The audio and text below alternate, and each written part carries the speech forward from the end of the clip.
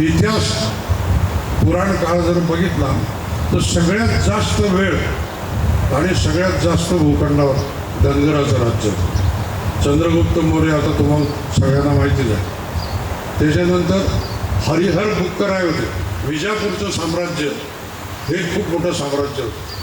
ते दोन धनगर भाऊ होते, त्यांनी ते उभं केलं.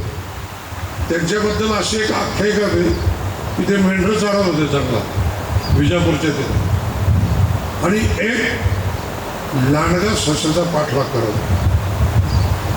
तर तो पाठलाग करत असताना ससा पुढे जीव घेऊन पळत होता आणि लांडगा त्याला पकडायला धावत होता. एक अशी जागा आली की त्या जागेवर ससा पलटला आणि लांडगा घाबरून पळाला.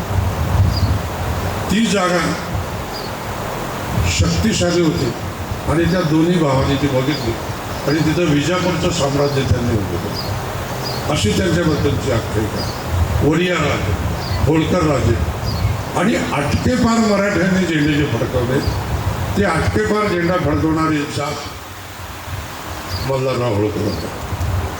हे तुम्हाला माहिती असतं, म्हणून इतिहासाचा अभ्यास केला पाहिजे.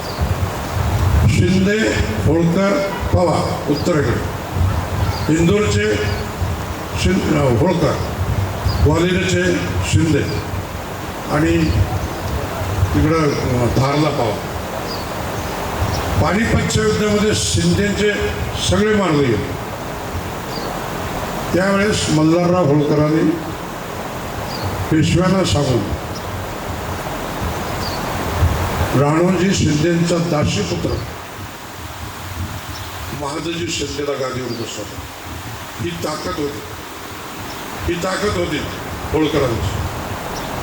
आणि अब्दालीचा बदला घ्यायला ज्यावेळेस निघाले त्यावेळेस फक्त राघोबा दादा आणि मल्हारराव होळकर होते. उत्तरेकडे दूध करा. पंजाब